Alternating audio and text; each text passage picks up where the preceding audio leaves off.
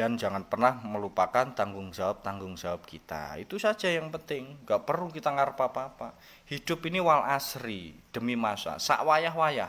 Ada wayahnya kita di atas, ada wayahnya kita di bawah, ada wayahnya kita kaya, ada wayahnya kita miskin, ada wayahnya kita gembira, ada wayahnya kita sedih.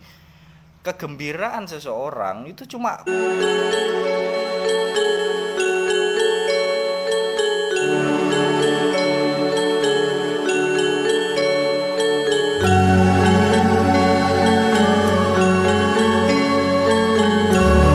alasan kenapa saya itu tidak tinggal di pesantren banyak.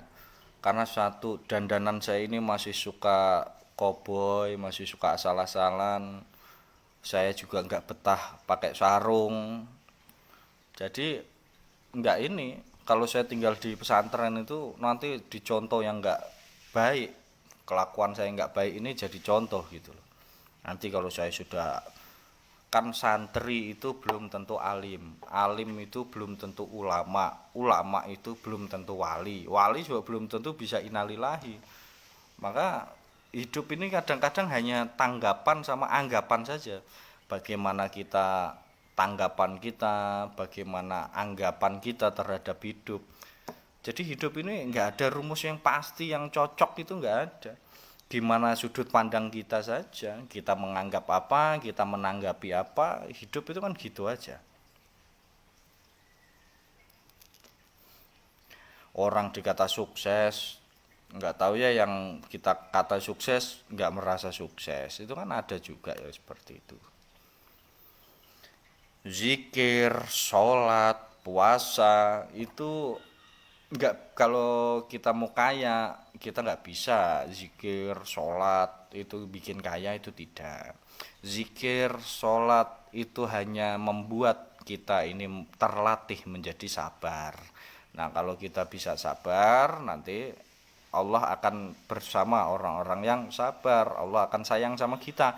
Kalau Allah sudah sayang sama kita, apapun yang kita lakukan insya Allah diridhoi sama Allah. Nah, jadi gitu teman-teman, rajin ibadah, jangan berharap apapun, jangan pengen kaya, jangan pengen sukses, jangan pengen berkah-berkah apa, nggak usah. Yang penting sama teman ibadah, teman-teman bisa melatih kesabaran dan Allah akan bersama orang-orang yang sabar, kan kata Pak Ustadz gitu. Makanya kita jadi orang yang sabar. Dan jangan pernah melupakan tanggung jawab kita. Itu saja yang penting, gak perlu kita ngarep apa-apa.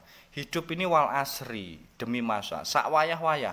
Ada wayahnya kita di atas, ada wayahnya kita di bawah, ada wayahnya kita kaya, ada wayahnya kita miskin, ada wayahnya kita gembira, ada wayahnya kita sedih. Kegembiraan seseorang itu cuma paling 3 detik aja gitu loh. 3 detik, 5 menit orang ketawa, udah, nanti sedih lagi, pikiran lagi.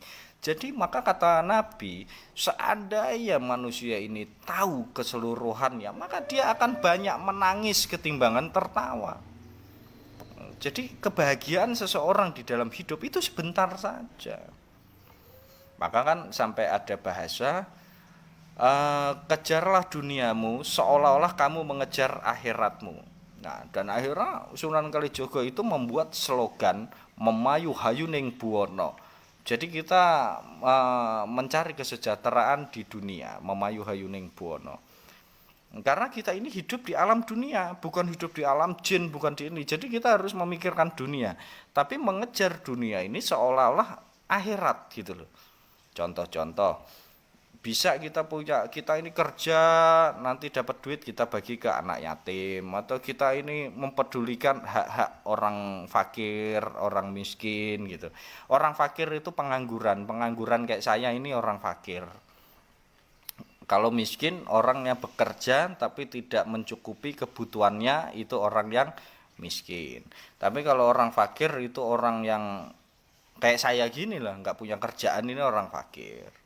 Nah, kalau anak yatim ya teman-teman semua sudah tahu, anak yatim berarti orang yang tidak mempunyai ayah, sudah nggak dinafkahi sama ayahnya karena ayahnya telah meninggal, nggak dapat perhatian baik secara dohiriah maupun batiniah, kasih sayangnya sudah tidak ada, itu disebut anak yatim.